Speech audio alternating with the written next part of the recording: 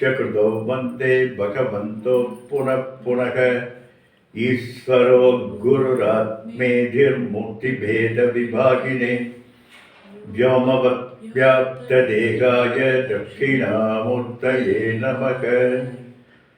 त्वमेव माता च पिता त्वमेव त्वमेव बन्धुश्च सखा त्वमेव त्वमेव विद्या द्रविणं त्वमेव त्वमेव सर्वं मम देव देव त्वमेव सर्वं मम देव देव। दयानन्दरूपं मदाचार्यमीडे दयानन्दरूपं मदाचार्यमीडे दयानन्दरूपं मदाचार्यमीडे। पूज्य श्री दयानंद सरस्वती स्वामी पादारविन्दங்களை வணங்கி ओम सकना भवतु सकनौ भुनक्तु सकवीर्यङ्करभावहै तेजस्विनावतीतमस्तु मा विद्विषावहै। ओम शांति शांति शांति। हरि ओम श्री गुरुभ्यो नमः। हरि ओम।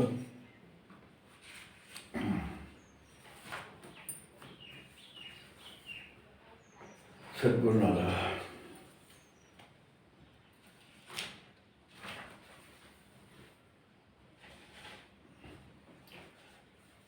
कर्तुराज्ञया प्राप्यते फलं कर्म किं परं कर्म जडं हृदि मतो ततो पतनकारणं परमशाश्वतं गतिनिरोधकम् ईश्वरार्पितं नेच्छया कृतं चित्तशोधकं मुक्तिसाधकं कायवाङ्मन कार्यमुत्तमं पूजनं जप चिन्तनं क्रमा जगदीशदी युक्तसेवनं अष्टमूर्तिभृदेवपूजनम् उत्तमस्तवात् उत्तमतदग चित्तजं जप ध्यानमुत्तमम् आद्यधारया स्रोतसा समं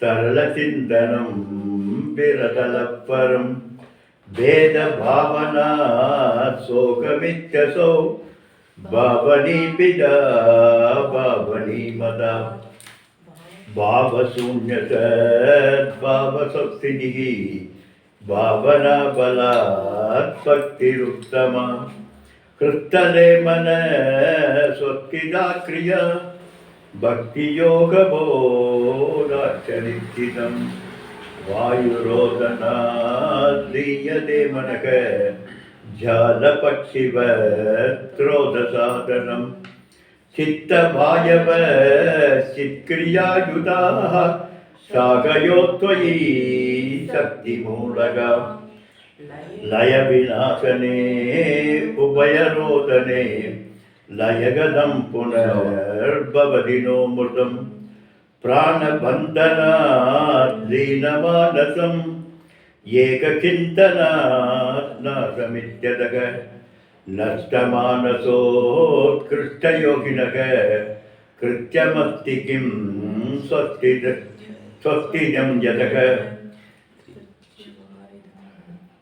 दृश्यवारिणं चित्तमात्मनः चित्तदर्शनं तत्त्वदर्शनं मानसन्तु किं मार्गणे कृते नैव मानसं मार्ग आर्जवात् वृत्त्यनस्तकं वृत्तिमाश्रिता वृत्तयो मनो वृत्त्यगं मनः अगमयं कुतो भवति चिन्वदः ऐवदत्यहं निजविचारणम् अगमिभासनात् अगमसन्तया स्फुरति कृत्स्वयं परमपूर्णसत् இதமகம் பதாபிக்யமன்பகம் அகமிப்ரீனகே யயல அலய சத்யதா விக்ரகேந்திரிய பிராணதி மதக நாகமேகத சத்யடம் சியா சத்வபாசிகா சித்வரேதர சத்யயாகிதே சித்தயாக்கியகம் ஈச ஜீவயோர்வேசதீபிதா சத்வபாவதோ வஸ்து கேவலம் வேசகானதக ஸ்வாத்மதர்சனம் ஈசதர்சனம் ஸ்வாத்மரூபதக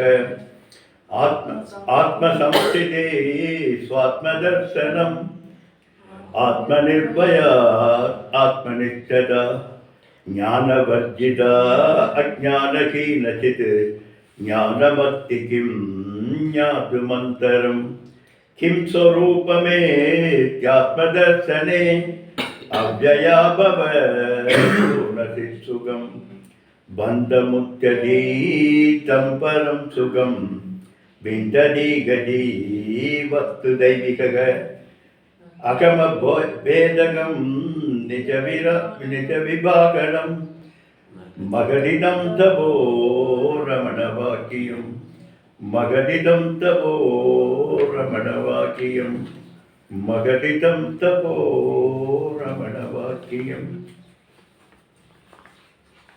சத்குருநாதா.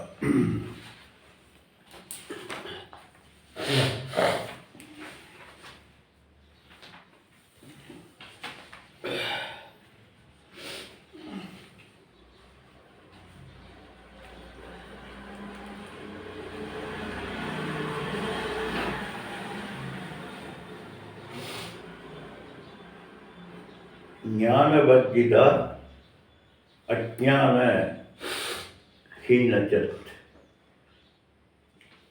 ஞானமஸ்தி கிம் ஞாத்து மந்தரம்.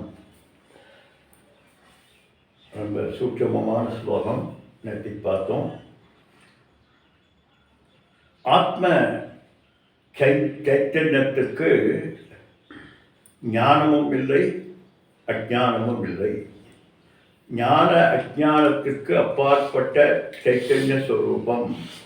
அப்படிப்பட்ட அந்த அறிவுக்கு அறிய வேண்டியது எதுவும் இல்லை. ஏன்னா அறிவுக்கு அறிவாய் விளங்குவது ஸ்ரோத்ரஸ்ய ஸ்ரோத்ரம் மனசோ மனோயது வாசோக வாசம் கவு பிராணஸ்ய பிராணக என்று வேதங்கள் சொல்வது போல் கண்ணுக்கு கண்ணென்றும் காதுக்கு காதென்றும் மறைபோற்றும் மறைபொருளை என்று வேதத்தினுடைய தாற்பயத்தை எடுத்துரைத்தது போல ஞான அஜ்ஞான எண்ணங்களுக்கு ஞானம் அஜ்ஞானம் இரண்டும். அப்போ என்ன அதுனா ஞானஸ்வரூபம் சொல்கிறோம், ஞானம் பரிபூர்ண ஞானம் சொல்கிறோம், என்னென்னலாம் சொல்கிறோமே. அப்போ என்ன அர்த்தம் இந்த ஸ்லோகத்துக்கு அப்படின்னு பார்த்தா ஞானம் அஜ்ஞானம் இரண்டும் விருத்தி விசேஷம். நம்முடைய சைத்தன்ய ஸ்வரூபத்தில் அந்த கரணத்தில் எழக்கூடிய விருத்தியினுடைய விசேஷம்தான் அறிவு அறியாமை இரண்டும். இப்போ இந்த இரண்டுக்கும் ஆதாரமாக இருக்கக்கூடிய பேரறிவு என்று சொல்வதுதான் சைத்தன்யம்.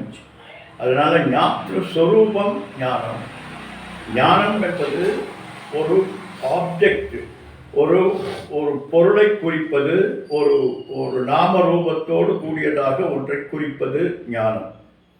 ஆனால் ஞாத்ருஸ்வரூபம் என்பது விருத்திக்கு விசேஷமாக, விருத்திக்கு ஆதாரமாக போதம் போதம் பிரதிபோதம் விதிதம் மதம் என்று ஒவ்வொரு விருத்திக்கும் உள்ளும் வெள்ளையும் எந்த ஒன்று ஆதாரமாக இருந்து என்னை பாசிக்க செய்து கொண்டிருக்கிறதோ, என் அறிவை பிரகாசிக்க செய்து கொண்டிருக்கிறதோ, அதான் பூர்புவஸ்வக தத்சவிதர்வரேண்யம் பர்கோ தேவஸ்ய தீமகி தியோ யோன பிரச்சோதயா. என்னுடைய புத்தியை எந்த ஒரு சக்தியானது பிரகாசித்துக் கொண்டிருக்கிறதோ அந்த சக்தி இந்த பூர்புவஸ்வக என்று சொல்லக்கூடிய அத்தனையிலும் வியாபித்த அத்தனையும் சக்தியாக பிரகாசிக்க செய்து கொண்டு தேவர்களை தேவர்களாக இருக்க செய்து கொண்டு இருக்கக்கூடியது எதுவோ அதுதான் என்னுடைய புத்தியிலும் பிரகாசித்துக் கொண்டிருக்கிறது. அந்த பிரகாசம்தான் என்னுடைய அறிவு அறியாமை இரண்டையும் பிரகாசிக்க செய்கிறது. அப்படிப்பட்ட வேறொரு சைத்தன்யத்தை நீ உணர முடியாது. காரணம், இது அனுபூதி ஸ்வரூபம். அற்புதமானது. இது அறிய முடியாது. அறிந்தால் போச்சு, அது அறிவுக்கு உட்பட்டதாகிவிடும். அறிவு அறியப்படுகின்ற பொருள் அறிபவர் என்கின்ற திரிபுடி என்பது ஏற்பட்டுவிடும். அதனால் இங்கே சொல்றார், ஞானமஸ்திக்கும் யாத்து மந்தரம். இதை அறிவதற்கு என்னப்பா தேவை இருக்கிறது? சொப்பிரகாச சைத்தன்யமாக எப்பொழுது செல்ஃப் எஃபல்ஜென்சி என்று சொல்லக்கூடிய தானாக பிரகாசித்துக் கொண்டிருக்கக்கூடிய சொத சித்தம். இதை அறிவதற்கு இன்னொன்று, சூரியனை அறிவதற்கு இன்னொரு விளக்கு தேவையில்லை, விளக்கை அறிவதற்கு இன்னொரு விளக்கு தேவையில்லை என்பது போல சொப்பிரகாச சைத்தன்யமாக விளங்கி கொண்டிருக்கக்கூடிய அந்த சைத்தன்யம்தான் ஆத்மா என்று அறிய வேண்டும் என்று ரொம்ப அற்புதமான ஸ்லோகம். கிம் ஸ்வரூபமே ஆத்மதர்சனே அவ்யயா பவ பூர்ணசித் சுகம். கிம் ஸ்வரூபம் இது, எதுதான் பார்க்குற ஸ்வரூபம்? அது அந்த ஸ்வரூபம் என்ன என்றால் ஆத்ம தர்சனே. ஆத்ம தர்சனம், இங்கே தர்சனம் என்பது பார்க்கப்படுகின்ற பொருள் என்ற அர்த்தம் அல்ல. தர்சனம் என்று சொல்வது இங்கே அனுபூதியைத்தான் சொல்கிறார். ஆத்ம அனுபூதி தான் ஆத்ம தர்சனம் என்று சொல்லப்படுகிறது உபச்சாரமாக. வேறு விளக்குவதற்கு வாக்கு அனுபூதியை எப்படி விளக்குவது? அனுபூதின்னு தான் சொல்லணும். சாமிஜி சொல்லுவாங்க, ஏன்னா பாடம் நடத்துறதுனா எப்படி இருக்கணும்னா, ஏன்னா ஆலயம் தொழுவது சாதவும் நன்று அப்படிங்கிறத ஒரு வாத்தியார் விளக்குறாராம். ஆலயம் தெரியாத அதான் ஆலயம், தொழுவது அதான் தெரியாதான் தொழுவது, சாதமும் அதான் தெரியாதான் சாதவும் நன்று அப்படின்னா இதுக்கு தேவை, வாத்தியாரே தேவையில்லை என்று சொல்வார். அதுபோல ஆச்சாரியார்கள் விளக்க முடியாத ஏதோ வாச்சோ நிவர்த்தந்தே அப்பிராப்பிய மனசாசக என்று சொல்லக்கூடிய வாக்குக்கும் மனதுக்கும் மெட்டாத மனோலயமாக இருக்கக்கூடிய அந்த சைத்தன்ய ஸ்வரூபத்தை ஆத்ம அனுபூதி என்கின்ற வார்த்தையிலே விளக்குகிறார்கள். அனுபூதி ஸ்வரூபம், அனுபவிப்பவரது ஸ்வரூபம் என்று அனுபவிப்பவரது இயற்கை தன்மை, அங்கே அனுபவம் கிடையாது. எனவே அதை ரொம்ப அற்பமாக சொல்ற. கிம் ஸ்வரூபம் இது, உண்மையில் இது எப்படிப்பட்டது என்று எப்படியப்பா விளக்க முடியும்? விளக்க முடியாது. விளக்குவதற்கு நம்ம பார்த்துருக்கோம், பல நிலைகள் இருக்கணும். வாக்கு விரிக்க வேண்டுமென்றால் ரூடி, நாம, ரூப, குணம் போன்றவையெல்லாம், ஜாதி, இவைகளெல்லாம் இருந்தால்தான் ஒரு பொருளை நீ வார்த்தையால் விளக்க முடியும். இவைகளுக்கு அப்பாற்பட்டிருக்கக்கூடிய ஜாதி, நீதி, குல, கோத்திர, தூரகம், தேசகால விஷயாதி பக்தி, அது பிரம்ம தத்துவமசி பாவயாத்மனி என்று விவேக சுடாமணியில் பகவான் அழகாக கூறுவது போல் இருக்கக்கூடிய அந்த ஜாதி, நீதி, குல, கோத்திரம், நாம, ரூப, குண, தோஷ, வர்த்தினம் எல்லாம் போச்சு. எந்தெந்த வாக்கினால் எப்படி எந்தெந்த நிலைப்பாடுகள் இருந்தால் வாக்கு விளக்க முடியுமோ, எங்கு வாக்கு செல்ல முடியுமோ அவைகளுக்கெல்லாம் அப்பாற்பட்டது. மனம் எங்கு செல்ல முடியுமோ அவைகளுக்கு அப்பாற்பட்டது. அதனால் என்னப்பானா அனுபூதி ஸ்வரூபம் என்கின்ற வார்த்தையினாலே, அனுபவிப்பவரது சுரூபம் என்கின்ற வார்த்தையினாலே சொல்கிறார். அதனால் கிம் ஸ்வரூபம் இது, உண்மையில் என்னுடைய ஸ்வரூபம் எது என்றால் சொல்ல முடியாது. காரணம், seeker and sought one in the same. அறிபவரே அறியப்படுகின்ற பொருளாக இருக்கின்ற காரணத்தினாலே இதை அறிவது என்பது சொல்ல முடியாது. அப்போ என்ன பண்ணணும் சொல்றார்? ஆத்ம தர்சனே, ஆத்ம அனுபூதி ஏற்படுகின்ற போது, அதுதான் ஆத்ம அனுபூதி என்ற ஒரு நல்ல வார்த்தையை சொல்லி அனுபவிப்பவரது சொரூபம் என்று சொல்றார். அது எப்படிப்பட்டதுன்னா, அவ்யய அபவ அபூர்ண சுகம். அது அந்த அனுபூதி சொரூபம் எப்படிப்பட்டது என்றால், அவ்யயா ந வியயதி இது அவ்யயா, எப்பொழுதும் மாறாதது. என்னுடைய விருத்தியில ஒவ்வொரு விஷயமும் தோன்றி மறைந்து கொண்டிருக்கக்கூடியது. எந்த ஒரு ஞானமாக இருந்தாலும் அந்த ஞானம் என்ன ஆகிறது? என்னுடைய விருத்தியில் ஃப்ளாஷ் ஆகிறது. ஃப்ளாஷ் ஆகி எனக்கு விருத்தி வியாப்தி பல வியாப்தியை கொடுத்து விட்டு அந்த விருத்தியானது மறைந்து விடுகிறது. அப்போ விருத்தி ஸ்வரூபம் என்ற விருத்தி என்று சொன்னால் முடியாது, ஒவ்வொரு ஞானம் என்று சொன்னால் முடியாது. அதனால் ஞானத்திற்கு ஆதாரமாக இருக்கக்கூடிய விருத்தி ஸ்வரூபம். இப்போ பாருங்க, ஒரு அற்புதமான விசாரணை. உன்னுடைய மனதிலே நான் இப்போது குடம் என்று சொல்கிறேன். குடம் என்று சொன்ன உடனே என்னுடைய மனதிலே குடம் என்கின்ற ஒரு நாமரூபம் இல்லை முதல்ல. இப்போ சொன்ன உடனே இந்த சப்தமானது என்னுடைய காதிலே விழுந்து என்னுடைய விற்த்திக்கு அந்த கரணத்திலே செல்கின்ற போது அந்த எண்ண விற்த்தியானது குடத்தினுடைய ரூபத்தை மெல்ல எடுக்கிறது. மெல்ல எடுத்து குடத்தினுடைய நாமரூபங்களோடு கூடிய ஒரு குடத்தினுடைய வடிவம் அங்கே தெரிகிறது. இதற்கு சொல்கிறோம் பல வியாப்தி. விருத்தி வியாப்தி என்பது நான் சொல்ல சொல்ல உங்களுடைய மனதிலே ஏற்படுகின்ற மாறுதல். பல வியாப்தி என்பது என்னுடைய மனதிலே ஏற்பட்ட அந்த சப்தத்தினுடைய பலன், அந்த அந்த விஷயத்தினுடைய பலன். அப்படி விருத்தி வியாப்தி பல வியாப்தி என்பதுதான் நம்முடைய மனதிலே ஒவ்வொரு அறிவுக்கும் ஏற்படக்கூடிய நிலைப்பாடு. அப்படி ஒவ்வொரு அறிவுக்கும் ஏற்பட்டிருக்கக்கூடிய இந்த நிலைப்பாட்டை ஆராய்ந்து பார். முதல்ல விருத்தியை ஆராய்ஞ்சோம். என்ன போதம் போதம் பிரதிபோதம் விதிதம் மதம் என்று விருத்தியை ஆராய்ந்தோம். அந்த விருத்தியானது எப்படி சைத்தன்ய சுரூபத்தினுடைய வியாபகம் ஆக ஆக விருத்தி வியாப்தியாக பல வியாப்தியாக ஆகி அங்கே ஒரு விஷயமாக அல்லது ஞானமாக பரிணமிக்கிறது. இது விருத்தியினுடைய ஆராய்ச்சி. அடுத்தது விருத்தி வியாப்தி பல வியாப்தி என்று சொல்லக்கூடிய இந்த இரண்டுக்கும் அப்பாற்பட்டதாக இருக்கக்கூடிய அங்கே என்ன நிகழ்கிறது என்று பாருங்கள். இந்த விருத்தி வியாப்தி பல வியாப்தியில் என்ன நிகழ்கிறது என்று பார்த்தால் முதல்ல அங்கே தோன்றுவது விருத்தி அல்ல, அகம் என்கின்ற விருத்தி. அகம் விருத்தி, நான் இருக்கிறேன் என்கின்ற விருத்தியிலே தான் இந்த விஷய விருத்தியானது தோன்றி நிலைத்து மறைகிறது. அப்போ தோன்றி நிலைத்து மறைகிறது எதில்? அகம் விருத்தியில, நான் என்கின்ற அந்த கரண சைத்தன்ய ஸ்வரூபத்திலே இவைகளெல்லாம் தோன்றி நிலைத்து மறைகிறது. எப்படி வெண்தரையில படங்கள் எல்லாம் தோன்றி நிலைத்து மறைகிறதோ அதுபோல என்னுடைய சொரூபத்தில் அவ்யயாபவ ஒரு அகம்பிருத்தி, அதற்கூடவே படவிருத்தி, இது குடவிருத்தி, யானை குதிரை எல்லாத்தையும் நான் நான் நான் என்கின்ற விருத்தியானது உனக்கு ஒவ்வொரு விருத்திக்கும் ஆதாரமாக அத்துணை விருத்தியிலும் வியாபித்திருக்கிறது. பெரிய தியானம். இந்த தியானத்துக்கு மேலே ஒரு தியானமே தேவையில்லை. யோசனை பண்ணி பாருங்க. ஒவ்வொரு விருத்தியிலும் என்னை அறியாமல் எனக்குள் இன்னொரு விருத்தி தோன்றிக் கொண்டிருக்கிறது. அந்த விருத்தி தான் நான் என்கின்ற அறிபவர். இந்த அறிபவருக்கு விருத்தி பல வியாப்தி இருக்கிறதா? கிடையாது. அதான் அறிபவரது சொரூபத்துக்கு விருத்தி வியாப்தி பல வியாப்தி என்கின்ற இரண்டும் இல்லையப்பா. இதுதான் ஆத்ம தரிசனம். இதுதான் ஆத்ம தரிசனம் என்று சொல்றோம். அந்த ஆத்ம தரிசனம் எப்படிப்பட்டது? அவ்யயா, அழியாத, என்றும் மாறாத, நிலைத்திருக்கக்கூடிய வியக்தம் என்றால் வெளிவருவது அல்லது வெளிப்படுவது, மாறுவது.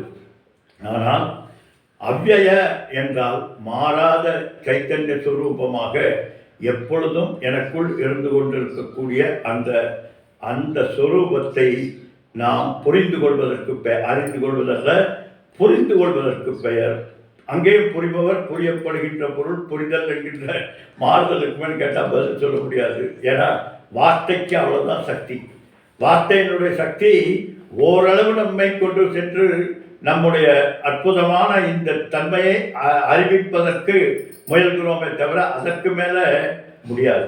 அதற்கு மேலே நாம் புரிந்து கொண்டோம். அதான் கண்டவர் விண்டவர் கண்டிலர் என்று சொல்கிறோம். ஒரு நிலைப்பாடு வரைக்கும் நீ நீ நீ இதல்ல, நான் அதல்ல என்று நேதி என்று தள்ளிய பிறகு எந்த ஒன்று நேதிக்கு விளக்க முடியாததாக உன்னுடைய தன்மையில என்னுடைய அறிவிலே வியாபித்திருக்கிறதோ அதுதான் உன்னுடைய சொரூபம், அதுதான் அனுபூதி. அந்த அனுபூதி எப்படிப்பட்டது என்றால் அவ்யயமானது, மாறுகின்ற அத்தனையிலும் மாறாத தன்மையாக எந்த ஒன்று இருக்கிறதோ அது அது அப்படிப்பட்டது. இந்த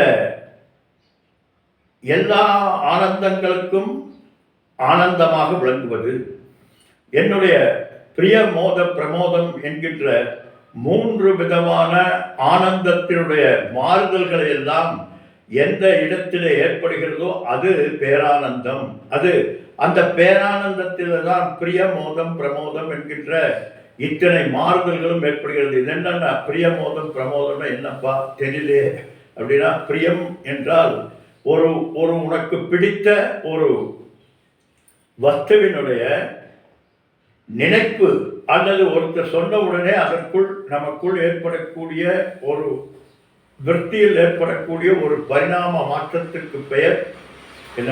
பிரியம். அதனால பிரியம் என்று. அடுத்தது மோதம். மோதம் என்றால் இந்த சுகத்தை விட அதிகமாக கிரடேஷன்.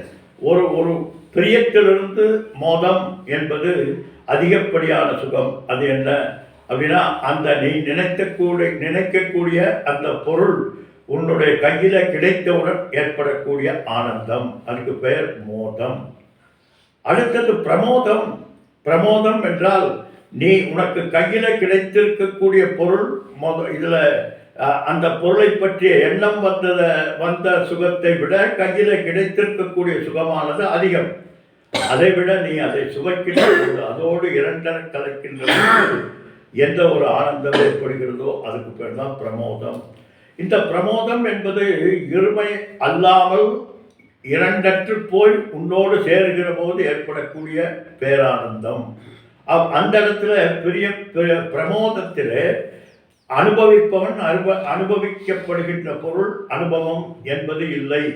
எப்படின்னா, நீங்கள் சாமி தரிசனம் பண்ண போகிறீங்க, எங்கேயோ ஒரு கோயிலுக்கு போகிறீங்க, அடித்து பிடிச்சி எல்லாம் பண்ணி போய் கடைசியில் நீ இறைவனை எதாவது வேண்டணும்னு நினச்சிட்டு போனீங்களோ அதையெல்லாம் மறந்துட்டு இறைவனை பார்த்தவுடன் அந்த தீபான நட்சத்திர சூரியோ என்று சொன்ன உடனே கண்ணை மூடி ஒரு க்ஷணம் ஒவ்வொருவருக்கும் இந்த அனுபூதி ஏற்படுகிறது. அங்கே பார்க்கப்படுகின்ற இறைவன் இல்லை, பார்க்கப்படுகின்ற தீபம் இல்லை, அந்த கற்பூர ஆராத்தி இல்லை, பார்க்கின்ற நீ இல்லை, அனைத்துமாக கலந்து எந்த ஒரு சொரூபத்தை உன்னால் உணர முடிகிறதோ எல்லாம் எனக்கு வார்த்தை கிடையாது. எந்த ஒரு அனுபூதியில் இருக்கிறாயோ அந்த அனுபூதியை தான் பிரியமோத பிரமோதங்களுக்கு அப்பாற்பட்டு பேரானந்த ஸ்வரூபமாக அபவ. ஏப்பா இதற்கு அபவனா? பிறப்பற்றதுன்னா எந்த ஒன்று பிறக்கிறதோ அது பிறப்பதற்கு முன்னால் இல்லை, பிறந்ததுக்கு பிறகு இருக்கிறது, கொஞ்ச நாளைக்கு பின்னால் இல்லாமல் போய்விடுகிறது. எனவே பிறப்பு என்பது காலதேச வர்த்தமானங்களுக்கு உட்பட்டதாக இருக்கக்கூடியது பிறப்பு. எனவே ஆனந்தம் பிறப்பதில்லை, ஆனந்தம் பிறப்பதில்லை. எப்பொழுதும் நீ சொரூபமாகவே இருந்து கொண்டிருக்கிறாய். விஷயானந்தம், மற்ற அத்துணை ஆனந்தங்களும் விஷயானந்தங்களாக இருக்கட்டும், அல்லது வித்யானந்தமாக இருக்கட்டும், யோகானந்தமாக இருக்கட்டும், ஆத்மானந்தமாக இருக்கட்டும், எந்த ஆனந்தமாக இருந்தாலும் முதலில் இல்லாமல் இருந்து மறுபடி பிறந்து மறுபடி மறைந்து விடுகிறது. ஆனால் சொரூபானந்தம் என்பது அபவ. இது பிறப்பதல்ல, உன்னுடைய சொரூபம் அதுவாகவே இருந்து கொண்டிருக்கக்கூடிய தன்மையை கொண்டது. அதனால பிறப்பற்றது, அவ்யய, அபவ, அபூர்ண, பரிபூர்ண. இப்போ பூர்ணங்களுக்கெல்லாம் அப்பாற்பட்டது. பூர்ணம் என்றாலே அதற்கு மேலே வார்த்தை கிடையாது. இங்கே அபூர்ணம் என்று சொல்றார். அப்போ பூர்ணத்துக்கும் பரிபூர்ணத்துக்கும் என்ன வித்தியாசம்னா, கொஞ்சம் கூட எந்த நிலையிலும் லேக்கிங்கே இல்லாத முழுமையான திருப்தி என்பது எது இருக்கிறதோ அதுக்கு பேர் தான் பரிபூர்ணம் சொல்றார். எப்படி நாளைக்கு நடத்த போகிற, நாளைக்கு நம்ம பார்க்க போகிற லலிதா திருசதியில் ஹயக்ரீவர் அகஸ்தியருக்கு லலிதா சகஸ்ரநாம உபதேசம் செய்து விடுகிறார். செய்து வைத்த பிறகு இவர் அதை ப்ராக்டிஸ் பண்ணுறார் விதிமுறைப்படி. நம்ம மாதிரி எல்லாம் நம்ம என்ன ககா இது ஸ்ரீமாத்திரை நமக்கு ஸ்ரீமா அல்ல. அவர் அறிவுபூர்வமாக உணர்வுபூர்வமாக நிலைத்திருந்து எப்படி விதிப்படி ஜபிக்க வேண்டுமோ அப்படியெல்லாம் சகஸ்ரநாமத்தை ஜபித்து அதனுடைய முழு பலனையும் பெற்றுவிட்டார். பெற்றுவிட்டதற்கு பிறகு அங்கே ஒரு அதிருப்தி என்பது இருக்கிறது. அதுதான் அங்கே பூர்ணத்துக்கும் அபூர்ணத்துக்கு இருக்கக்கூடிய வித்தியாசம். அங்கே பூர்ணம், ஆனால் அது முழுமையானது அல்ல. சுவாமிஜி சொல்வார், ஏன்னா very good but not perfect. Very good ஆனால் நாட் பர்ஃபெக்ட் அப்படின்னா அதுக்கு மேல் ஒரு படி இருக்கிறது, இன்னும் முழுமையானதாக இல்லை என்கிறது தான் அர்த்தம். அதுபோல இங்கே அபூர்ணம் என்றால் பரிபூர்ணம் என்ற அர்த்தம். பரிபூர்ணம் என்றால் உள் வெளியற்று எங்கும் ஆனந்த ஸ்வரூபமாக எங்கும் நிலைத்திருக்கக்கூடியதாகிய அந்த பரிபூர்ண ஆனந்த ஸ்வரூபம். அப்படிப்பட்ட அபூர்ண சுகம் என்கின்ற தன்மையை இவர்கள் அனுபூதி, இவர்களது சுரூபமாக அறிகிறார்கள் என்று. ஏன் இந்த ப்ராப்ளம் எல்லாம் அப்போ எப்படி வந்தது என்றால் உபாதி பேதத்தினால் வந்ததப்பா. நமக்கு இருக்கக்கூடிய இந்த கிரடேஷன்ஸ் எல்லாம், பிரிய மோத பிரமோதம், துக்கம், சுகம், அது இதுன்னெல்லாம் எல்லாம் வருகிறது. அது இந்த பரிபூர்ண சுகத்தினுடைய நிலைப்பாட்டிலிருந்து வழுவி உபாதி பேதத்தினால் பல பல கண்டிஷன்களினால் நாம் ஏற்பட்ட அந்த தன்மை தான் என்னாகிறது, மறுபடியும் மறுபடியும் நமக்கு ப்ராப்ளத்தை தருகிறது. எப்படி ஒரு ஒரு நீர்க்குமிழி மெல்ல மெல்ல மெல்ல மெல்ல வளர்ந்து பெரிய அலையாகிவிட்டால் அதனுடைய துக்கமெல்லாம் தீர்ந்து விடுமா? இல்லைப்பா, நீர்க்குமிழியாக இருக்கிற போதே நீர்க்குமிழி கன நேரத்தில் வெளியாகி இரண்டரை சொரூபத்தில் இரண்டரை கலந்து விடுகிறது பாருங்கள். ஆனால் அலை என்பது அலை வாய்ந்து அலக்கழிக்கப்பட்டு எங்கெங்கோ சென்று என்னென்னமோ இன்னல் என சுழற்காற்றுற்ற செத்தை போல் அப்படின்னார் அற்புதமாக கைவெளி நவநீதத்தில். எப்படி ஒரு சுழற்காட்டில் ஒரு சின்ன குருவியினுடைய இறகு பாருங்க, குருவியினுடைய இறகு போன்றவர்கள் நம்மெல்லாம். இந்த வாழ்க்கை என்பது நம்முடைய பெரிய சுனாமி. இந்த சுழற்காட்டில் சிக்கிய இந்த சிறகானது எப்படி மேலும் கீழும் அலக்கழிக்கப்படுகிறதோ அதுபோல். அதனால தான் அதுக்கு பேர் அலைந்து வச்சாங்க தெரியல. இதுதான் என்னுடைய கபோல கல்பிதம், தெரியல. அது அலைந்து கொண்டு இருக்கிறதுனால அதுக்கு அலைந்து வச்சிருப்பாங்களோ அப்படின்னு நான் சொல்கிறேன். அப்படி அலைக்கழிக்கப்பட்டு சுனாமியாக மேலே எத்தனை 20 அடி 30 அடிக்கு மேலே போய் மறுபடியும் கீழே போய் மேலே வந்து நுரையாகி அடித்து தள்ளி கடைசியில் போய் நீராக மாறுகிறது. இதுக்காக என்ன வித்தியாசம்? கன நேரத்தில் ஞானம் பெற்ற அந்த நிமிடத்தில் நீ அந்த பரிபூர்ண ஆனந்த ஸ்வரூபமாகிய அந்த ஸ்வரூப லயத்திலே, லயம் எந்த வார்த்தையும் சொல்ல முடியாது. லயம் என்றால் முன்னால் இருந்து மறுபடியும் லயமாவது, அதுக்கு இல்லை. அப்படி எந்த வார்த்தைக்கும் சொல்ல முடியாத அந்த தன்மையை கொடுக்கக்கூடியதுதான் இப்போ இந்த ஆத்ம தரிசனம் என்று சொல்றார். அதனால தோன்றி மறைகின்ற நெற்குமிழி போல இந்த ஞானமானது நினைத்த உடனே, ஞானம் பெற்ற உடனே போகிறது.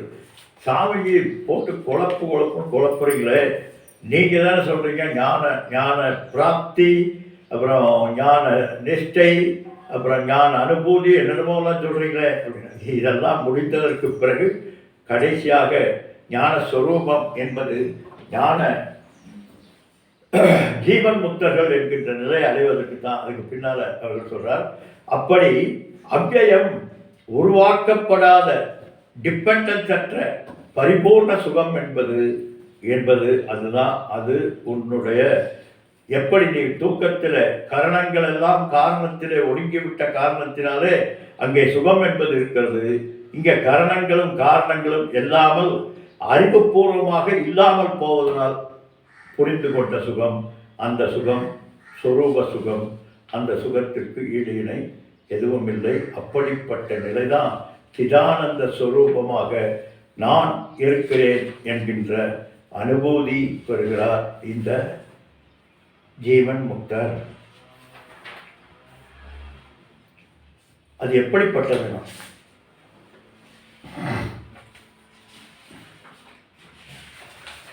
பந்தமுக்ததி தம் பரம் சுகம் விந்ததீகி பக்து தெய்வீக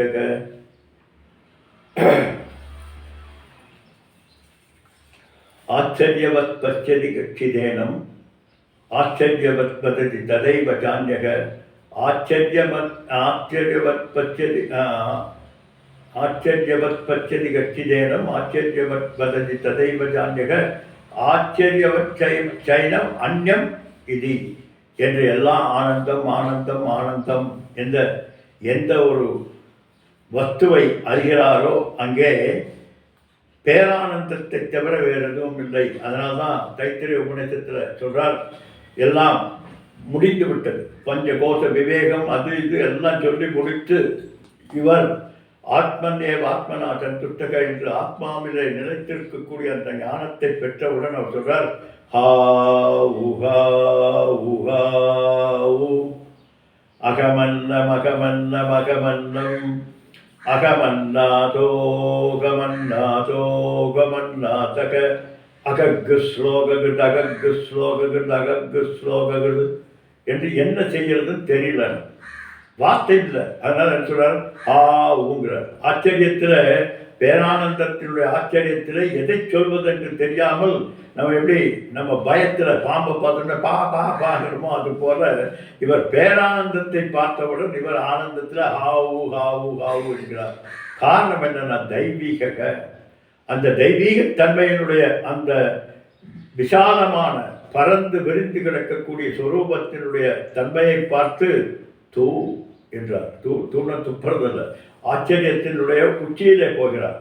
எப்படி ஏன் ஆச்சரியத்தினுடைய உச்சத்தில் அவர் போனார்னா, இது தெய்வீகமானது, தீப்தத்வா, இன்னொன்றினுடைய சார்புத்தன்மை இல்லாமல் எந்த ஒன்று பிரகாசித்துக் கொண்டிருக்கிறதோ அந்த பிரகாசித்தத்தை பார்த்தது. நம்ம எல்லாரும் ஒரு பிரகாசத்திற்கு இன்னொரு பிரகாசம் துணை நிற்கிறது. எப்படி சூரியனுடைய பிரகாசம் சந்திரனது பிரகாசத்திற்கு துணை நிற்கிறதோ அதுபோல எல்லா பிரகாசங்களும் நட்சத்திர சூரியோ பாதி நட்சத்திர தாரகம் நேமா விக்குதோ பாந்தி குதோயம் அக்னிகை தமேவ பாந்தம் அனுபாதி சர்ப்பம் தஸ்ய பாசா சர்ப்பம் இதம் விபாதி என்று அத்தனை பிரகாசங்களுக்கும் ஆதாரமாக இருக்கக்கூடிய அந்த பிரகாசத்தை பார்த்ததனால் இவர் ஆச்சரியவர். பார்த்ததனால் போச்சு, மறுபடியும் பார்த்ததல்ல, அறிந்ததனால் சரி ஏதோ ஒன்று. அப்படி இங்கே இந்த பரமாத்ம சைத்தன்ய ஸ்வரூபத்தினுடைய அனுபூதி பெற்றார். எங்கே பெற்றார்? பரலோகத்தில் இருக்கும் பரம அபிமானத்தை பார்த்து அடித்தாரா? இல்லை என்ன சிவலோகத்தில் போய் சிவஸ்வரூபத்தினுடைய தரிசனத்தை பார்த்தாரா? இல்லை வைகுண்டத்தில் போய் வைகுண்ட தரிசனம் பெற்றாரா? இல்லப்பா, கால தேச வர்த்தமானங்களுக்கு அப்போது இப்போது இதெல்லாம் கிடையாது. இப்போது இந்த நிலையில எப்போது நீ உன்னை அறிகிறாயோ அந்த நிலையிலேயே நீ, அந்த காலங்கள் கிடையாது. ஒரு குறிப்பிட்ட காலத்துக்கு பிறகு குறிப்பிட்ட காலத்துக்கு முன்னால் இதெல்லாம் கிடையாது. தேசம் கிடையாது. என்ன இந்த லோகம் அந்த லோகம் அதெல்லாம் கிடையாது.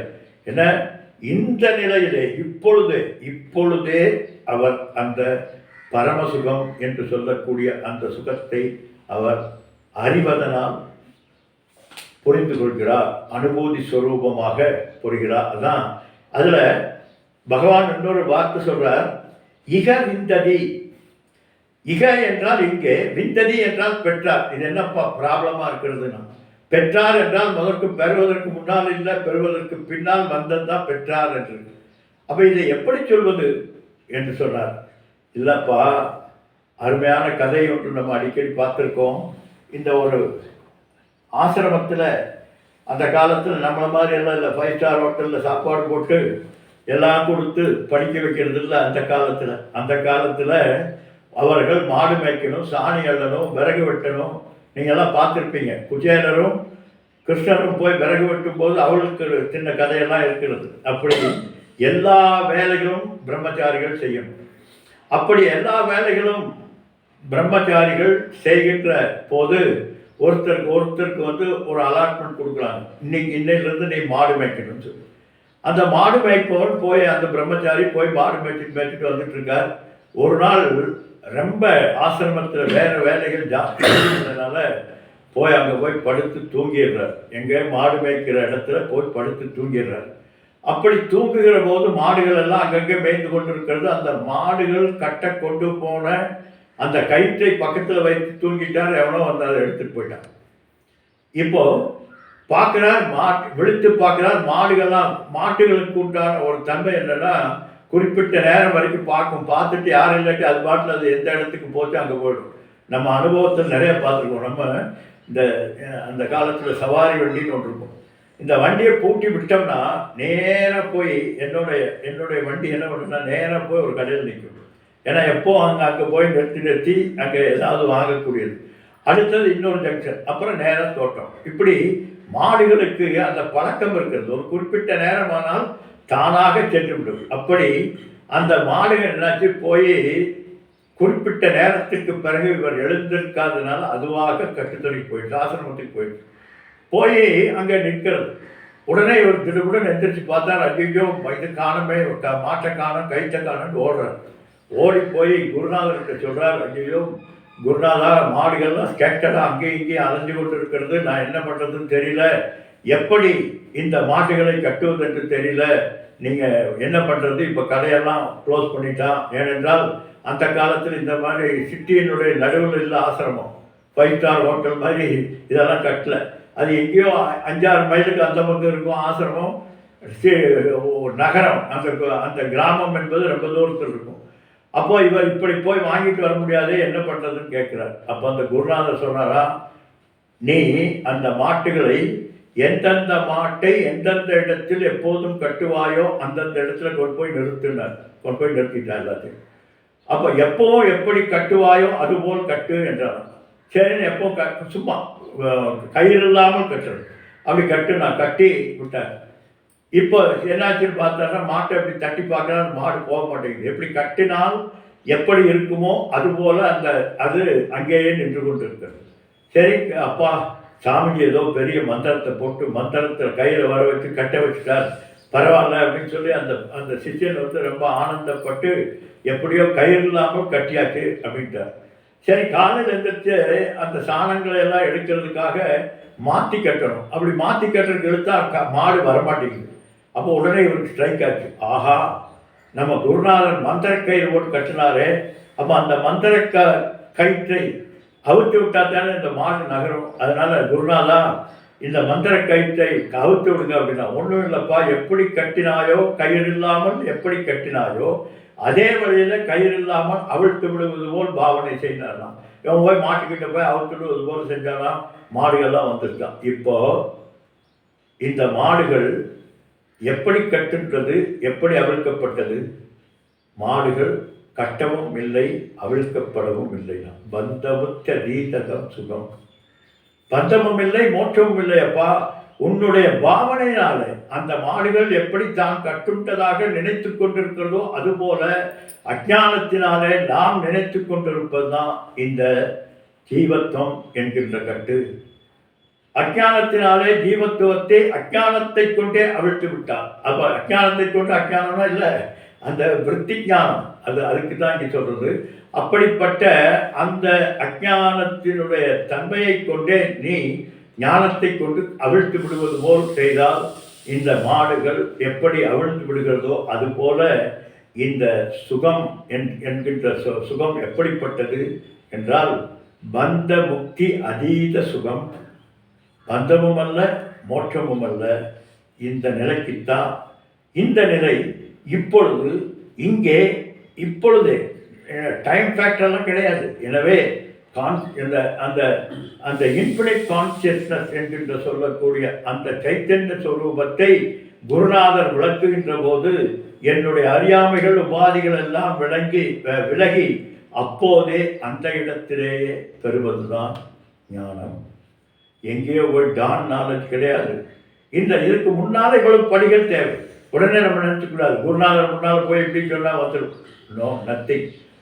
அதற்கு முன்னால் சமதம உபரமத்து திக்ஷா ஸ்ரத்தா சமாதானம் சிரவண மனன நிர்வித்தியாசனம் அபியாசம் இதெல்லாம் முடிந்ததற்கு பிறகு அதற்கு பிறகு பந்த முக்தி அதீத பரம் ஞானம் என்று சொல்லக்கூடிய அந்த பரம் சுகம் தரக்கூடியதாகிய அந்த ஞானத்தை இகவிந்ததி உடனே இவர்கள் அடைகிறார்கள். இங்கே அடைகிறார்கள் என்பது அந்த நிமிடத்திலே அவர்கள் அடைகிறார்கள். அடைந்தவுடனே என ஆச்சரியவத் பச்சதி கட்சிதேனம், இவர் பேரானந்தப்படுகிறார்.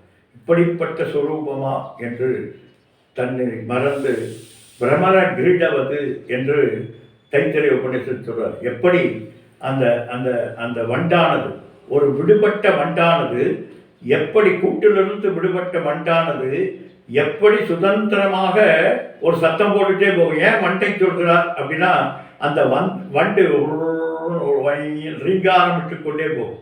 அதுபோல பிரம்மகிரீடம் பேரானந்தத்தினுடைய திளையை திளைத்து திளைத்து திளைத்து அதை அனுபவித்துக் கொண்டு ஆவு ஆவு ஆவு என்கிறார். அப்படிப்பட்ட அந்த நிலையை அடைவதுதான் அபூர்ணம், அபாவம், சக்தி, சுகம் என்று சொல்லக்கூடிய அந்த தன்மை. ஹிருதய கிரந்தி என்று சொல்லக்கூடிய என்னுடைய ஹிருதயத்தில் இருக்கக்கூடிய அறியாமை என்கின்ற முடிச்சை அவிழ்த்தவுடன் ஆச்சாரியரிடம் வந்த சிஷ்யனுக்கு உபதேசம், நீ சுதந்திரன் என்று ஆச்சாரியர்கிட்ட போய் சேர்ந்த குருவிடம் குரு என்ன உபதேசிக்கிறார்? தத்துவமசி, நீ அதுவாக இருக்கிறாய். ஆவாய் சொல்லல, நீ அதுவாக இருக்கிறாய். நீ பவ ஆகிக்கொள் என்று சொல்லல. நீ அறிந்தாலும் அறியாவிட்டாலும் என்ன, பொன்னிலம் மாந்தராசை பொருந்தினர் பொருந்தார் உள்ளம் தன்னில் அந்தரத்தில் ஜீவசாட்சி மாத்திரமா. பொருந்தினர் பொருந்தார் ரெண்டுக்கும் வா. அறிந்தவன் அறியாதவன் இரண்டையும் எந்த ஒன்று அறிவித்துக் கொண்டிருக்கிறதோ அந்த அறிவு, அப்படிப்பட்ட அறிவை பகவான் குருநாதர் நீ சுதந்திரனாக இருக்கிறாய் என்று சொல்கிறார். ஆவாய், சமதமத்துக்கு பிறகு ஆவாய் சொல்லல. சமதமம் என்பது புரிந்து கொள்வதற்காக. அதனால அதுவாக இருக்கிறாய் என்கின்ற தத்துவமசி மகாபோதனையை ஏற்படுத்தி, எப்படி 10ஆம் மனிதன் என்று சொல்லக்கூடிய ஒரு ஆசிரமத்தில் இருந்து மாணவர்கள் எல்லாம் கூட்டிகிட்டு அப்படி பிக்னிக் போகிறாங்க. அப்போது அந்த குருநாதர் சொல்கிறாராம், நீங்கள் உனக்கெல்லாம் கூட்டிகிட்டு போயிடப்பா அப்படின்னு சட்டாம்புடைன்னு ஒரு ஆள் இருப்பார். அவரை சொல்லி கூட்டிகிட்டு போக சொல்லிடுறார். அவர் கூட்டிகிட்டு போயிட்டு எல்லாம் பிக்னிக் எல்லாம் முடிஞ்சு ஒரு ஆற்றை கடந்து வரணும் ஆசிரமத்துக்கு. அந்த காலத்தில் ஆற்றங்கரையில் தான் அதிகபட்சமாக ஆசிரமங்கள் இருக்கும். அப்போது அந்த ஆற்றை கடந்து வர வேண்டும் என்று நிலை வருகிற போது இவர்கள் எல்லாம் பண்ணாங்க. ரொம்ப பெருவெள்ளம் வந்துடுச்சு. உடனே இந்த சட்டாம்புளை சொன்னாரா, எல்லாம் ஒருத்தர் கை கோர்த்துக்குங்க, எல்லாரும் சேர்ந்து ஒன்றா போகணும். போன உடனே அந்த பக்கம் போய் எல்லாம் சேர்ந்துக்கணும் அப்படின்னா இப்படி போகிறாங்க. போகிற போது கை கோர்த்து கொண்டிருக்கக்கூடிய கட்டானது விட்டு தானாக பிரிந்து தனித்தனியாக போய்விடுகிறது. அப்புறம் கடைசியில் எல்லாரும் ஒன்றாக சேர்க்கிறார்கள். ஒன்றாக சேர்ந்த உடனே இந்த சட்டாம்பிள்ளைக்கு ஒரு பயம் வந்துடுச்சு. ஆச்சாரியார் போன உடனே 10 பேர் இருக்கிறாங்களா அப்படின்னு கேட்பாரு. அதனால் இங்கேயே எண்ணிட்டு போயிடலாம், இங்கேயே நம்ம கணக்கு அக்கௌண்ட்டெல்லாம் செட்டில் பண்ணிட்டு போயிடலாம் அப்படின்னு சொல்லி எல்லாத்தையும் நிறுத்த வச்சு 1 2 3 4 என்று என்னன்னா 9 பேர். என்னடா இது, 10 பேர் ஒரு ஆள் மிஸ் ஆகிடுச்சு போச்சு அப்படின்னு பதக்கிறார், அழுகிறார், கூச்சல் எடுக்கிறார். அப்புறம் அடுத்தவரை சொல்கிறார். இன்னொரு ஆள் அவர் என்றார். அவர் பார்த்தா அவரும் 9, இன்னொருத்தர் இப்படி 9 பேரும் 9 பேர் 10 பேர் என்னாலும் 9 தான் இருக்குது. இப்போ என்ன பண்ணுறது என்று தெரியாமல் இவர்கள் எல்லாம் அழுது கொண்டு இருக்கிறார்கள். அப்போ அந்த சமயத்தில் இதெல்லாம் மிக முக்கியமானது. முதல்ல பிரித்து போனது. சைத்தன்ய ஸ்வரூபமாக அனந்தானந்த ஸ்வரூபமாக இருந்த அந்த அந்த பரிபூர்ண ஆனந்த ஆத்மாவானது ஜீவன் என்கின்ற நிலையில் நாமரூபங்களுக்கு கட்டுப்பட்டு பிரித்து போனதை எப்படியோ அந்த ஆச்சாரியார் அப்படி இப்படி கொண்டுட்டு வந்து சேர்த்தினதுக்கு பிறகு துக்கம் இந்த ஜீவனை எப்பொழுது அந்த சிவனை விட்டு ஜீவனாக ஆகிறோமோ துக்கம் அழுகை எல்லாம் வருது. அடுத்தது உபாதி என்று ஏற்பட்ட உடனே துக்கமெல்லாம் வருகிறது. துக்கமெல்லாம் வந்த உடனே சேர்த்து பார்க்கிறார்கள். சேர்த்து பார்க்கிற போது தன்னை விடுத்து அனைத்தையும் பார்க்கிறார். என்ன, தன்னை அறிந்து தனக்கு அறிவித்து என்று தெரியாமல் தன்னை விடுத்து விட்டு பார்க்கறது எல்லாம் தான் பார்த்து கொண்டிருக்கிறாரே தவிர தன்னை பார்க்கின்ற தன்மை என்பது இல்லை. அப்போ ஒரு ஆள் வர்றார். அவர் என்ன பண்ணுறார், இங்கே பாருங்க, ஒரு குச்சி எடுத்துட்டு வர்றார். என்னப்பா ஏப்பா அழுகிறான்னு கேட்குறான். இந்த மாதிரி ஒருத்தர் தொலைத்து போய்விட்டார், குருநாதருக்கு போய் என்ன பதில் சொல்கிறதுன்னு சொல்கிறார். உடனே இவர் புரிந்து கொண்டார், இதுதான் ப்ராப்ளம் என்று. அவர் தான் குருநாதர். அவர் என்ன பண்ணார், ஒரு குச்சியை எடுத்துட்டார். குச்சியை எடுத்துக்கொண்டு இப்போ என்னன்னு சொல்லி ஒவ்வொருத்தரையும் அவர் அடி விட்டார். கடைசியாக அடித்த உடனே அவர் என்ன சொன்னார், அந்த 10ஆம் மனிதன் நீதானப்பா என்று சொல்லி ஒரு அடி அடித்த உடனே அந்த வலி அந்த அந்த நீ விளக்குகிறார், நேத்தி நேத்தி நேத்தி என்று விளக்கி கடைசியாக நீ தசமன் 10வது மனிதன் நீதான் என்று காட்டுகிறார். அதுபோல இங்கே மகா வாக்கியங்கள் எல்லாம் இந்த ஆத்ம கைத்தன்ய ஸ்வரூபங்களை எல்லாம் விளக்கி தன்னை அறிவிக்கிறது. அதுதான் அந்த தன்மை. அதுதான் அது எப்படிப்பட்டது? தெய்வீக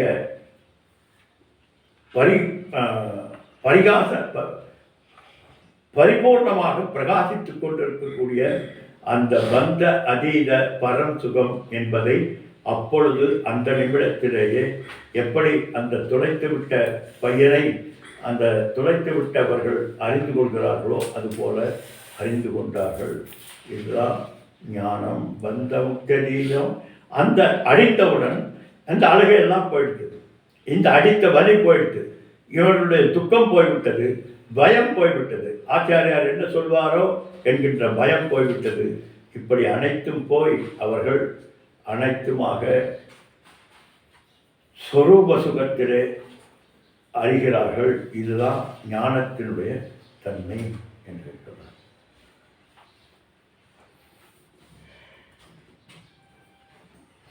அகம பேத பேதகம் நிஜ பானகம் மகதிதம் தபோ ரமண வாக்கியம். அகம், இந்த ஆத்ம விசாரமானது, இதுவரைக்கும் நம்ம பார்த்த இந்த ஆத்ம விசாரமானது அகம் அபேதகம். அகம் என்கின்ற அகங்காரத்திற்கு அப்பாற்பட்டது, அகங்காரத்திற்கு ஆதாரமாக இருக்கக்கூடியது என்கின்ற நான் யார் என்கின்ற இந்த விசாரணையை செய்தால் நீ அந்த பரமசுகத்தை நீ அடைய முடியும். இது ரமண வாக்கியம். மகதிதம் தபோ, மிகப்பெரிய தபஸ்விகளால் மேற்கொள்ளப்படக்கூடியதாகிய இந்த தபோ வடிவமான இந்த யார் சொன்னது? ரமண வாக்கியம், ரமண மகரிஷிகளினால் சொல்லப்பட்டது. இதம், இந்த ஆத்ம வித்தையானது, இதுவே நல்லா புரிஞ்சுக்கணும். இதுதான் ரமண மகரிஷியினுடைய மகா வாக்கியம் என்று சொல்லக்கூடிய நான் யார் என்கின்ற ஆத்ம விசாரம். அது இல்லாமல் இது இத்தனையும் கடந்து எடுத்துடனே போய் கண்ணை மூடி ஒரு மூலையில் உட்கார்ந்துட்டு நான் யார் நான் யார்னா சாமிஜி சொல்கிற மாதிரி உள்ள கொடுத்து நீ இடியட் நீ இடியட் என்று தான் வரும். அதனால் மகது இப்போ இந்த தபஸ், இது ஒரு பெரிய தபஸ். இப்படிப்பட்ட இந்த தபஸு நிஜ விபாகனம், தன்னை ஒளிப்பிக்கக்கூடியது. விசேஷன பாவம், விசாரத்தினால் ஜன்ய பாவன் என்று பாதி என்று சொல்லப்படுகிறது. அதனால தான் இங்கே சொல்றார் நிஜ விபானகம். நிஜ உண்மையான விசாரத்தினால் எழுந்த அந்த பிரகாசமானது, அந்த ஞான ஸ்வரூபமானது, இதுதான் இது ரமண வாக்கியம். ரமணர் சாதகர்களுக்கு எடுத்து சொன்ன மிக அற்புதமான இந்த பாடல்கள். அதுதான் இங்கே, இதுதான் உண்மையான தபஸ், இதுதான் நிஜ விசாரணம். அது இல்லாமல் ஒரு காலில் நிற்கிறதல்ல, தலகலாக நிற்கிறதல்ல, கரையாம் புற்று வளர்ந்து வந்து நலனை கேள்வது அல்ல, பகவான் வந்து உன்னை கூட்டுவதல்ல, இதெல்லாம் தபஸ் அல்லப்பா. இதுதான் உண்மையான தபஸ். அதுதான் சொல்கிறார் ரமண மகர்ஷி. ஐயே மெத்த சுலபம் ஆத்ம வித்யா, ஐயே மெத்த சுலபம் என்று. ஆத்ம வித்தை மிக மிக சுலபமானது. நந்தனார் சொன்னாராம், ஐயே மெத்த கடினம் ஆருத்ர தரிசனம், ஐயே மெத்த கடினம். ஆருத்ரா தரிசனம் மெத்த கடினம். காரணம் பல இப்போ போனாலும் மெத்த கடினம் தான். ஆனால் ஆத்ம வித்தை என்பது ஐயே மெத்த சுலபம். நீயாக இருப்பதை அறிவது என்பது மிக அற்புதமான ஒரு கலை. இந்த கலை தான் ஞானக்கலை. அதைத்தான் இந்த உபதேச சாரமாக பகவான் என்டையர் வேதத்தினுடைய தாத்பரியங்கள் அத்தனையும் மிக அழகாக எடுத்து சொன்ன. இதை கேட்பதற்கு நம்மளாம் மிகப்பெரிய புண்ணியம் செய்திருக்கோம். இல்லாவிட்டால் ரமண மகரிஷி சொல்வது போல இதை அடைவது என்பது பெரிய புண்ணியம் வேண்டும். புண்ணியம் இருப்பவர்களுக்கு ஐயே மெத்த சுலபம், புண்ணியம் இல்லாதவர்களுக்கு ஐயே மெத்த கடினம். அப்படி பகவான் படிப்படியாக மிக அற்புதமாக கர்மயோகம் என்கின்ற முதல்ல கர்மத்தினுடைய பிராபலத்தை எடுத்து சொன்னார். அடுத்தது கர்மத்தினுடைய கர்ம யோகத்தை மூன்றாவது ஸ்லோகத்தில் 2 ஸ்லோகத்தில் கர்ம யோகத்தை படுத்தி சொன்னார். அது நமக்கு அடிப்படையான சித்த சுத்தியை தருகிறது. அடுத்தது பக்தி யோகம் என்று 4லிருந்து 10வது ஸ்லோகம் வரைக்கும் சொன்னார். அது சித்த நைச்சல்யம், அங்கு இங்கு அலைவாய்ந்து கொண்டிருக்கக்கூடிய மனதை சரிப்படுத்துவதற்காக அந்த பக்தி யோகம் என்பதை சொன்னார். அடுத்தது தியான யோகம் அல்லது ராஜயோகம் என்று சொல்லக்கூடிய அது 11லிருந்து 16வது ஸ்லோகம் வரைக்கும் சித்த ஏகாக்கிரகம் என்று சொல்லக்கூடிய அலைவாய்ந்து கொண்டிருக்கக்கூடிய முதல்ல சித்த சுத்தி, அடுத்தது சித்த நைச்சல்யம், அடுத்தது சித்த ஏகாக்கிரகம் என்று படிப்படியாக வந்து 17லிருந்து 30 வரைக்கும் அந்த சித்த ஏகாக்கிரகம் அடைந்த மனதில் ஞான பிராப்தி, சிரவண மனன நிதித்தியாசனங்கள் என்று சொல்லக்கூடிய ஞான அபியாசத்தை அங்கே எடுத்து சொன்னார். அடுத்தது ஞான நிஷ்டையை எடுத்து சொன்னார். நிதித்தியாசனம், சிதப்பிரஜ லட்சணம் போன்றவற்றை சொல்லி கடைசியாக ஜீவன் முக்த யாத்திரை என்று ஜீவன் முக்தம் எப்படிப்பட்ட நிலைப்பாடுகளை கூடவர்களாக இருப்பார்கள், அதனுடைய அந்த அனுபூதியினுடைய தன்மை என்ன என்பதை விளக்க முடியாததை வார்த்தையால் விளக்கி காட்டி எடுத்து சொன்னார். இப்படி அற்புதமாக அனைத்து நிலைகளிலும் விஸ்வதோமுக எல்லா நிலைகளிலும் அனைத்து கோணங்களிலும் இந்த ஆத்ம வித்தையை பகவான் நமக்கு எடுத்து காட்டியிருக்கிறார். ஓம் பூர்ணமத பூர்ணமிதம் பூர்ணாத் பூர்ணமுதட்சதே பூர்ணஸ்ய பூர்ணமாதாய பூர்ணமேவாவசிஷ்யதே. ஓம் சாந்தி சாந்தி சாந்தி. ஹரி ஓம் ஸ்ரீ குருभ्यो நமக. ஹரி ஓம். கர்த்துராஜ்ஞயா ப்ராப்யதே பலம் கர்ம கிம் பரம் கர்மதட்சடம். என்னையா மறுபடியும் சாமி ஆரம்பிச்சிட்டார் முதலிருந்து இன்னொரு வார்த்தைக்கு பிடிச்சிக்குவாரோன்னு நினச்சிடாதீங்க. எப்பொழுதும் இந்த பாடம் முடிந்தவருக்கு மறுபடியும் முதல் ஸ்லோகத்தை சொல்வதற்கு காரணம், இதோடு முடிந்து விடக்கூடாது இந்த விசாரணம். மறுபடியும் இந்த உபதேச சாரத்தை நீங்கள் எடுத்து பார்த்து அதனுடைய தன்மைகளை மறுபடியும் தொடர வேண்டும் என்பதற்காக. எப்படி ₹1 போட்டு ஆரம்பிக்கிறாங்களோ 101 கொடுக்குறாங்களோ அதுபோல் 100 ரூபா கொடுத்தா போதுமே, இல்லை 101 ரூபா இருக்குது, அந்த ₹1 சொச்சம் மறுபடியும் தொடர்வதற்கு. அதுபோல் கர்த்துராஜ்ஞயா பிராப்யதே பலம் கர்மகிம் பரம் கர்மதட்சணம். ஓம் சாந்தி சாந்தி சாந்தி. ஹரி ஓம்.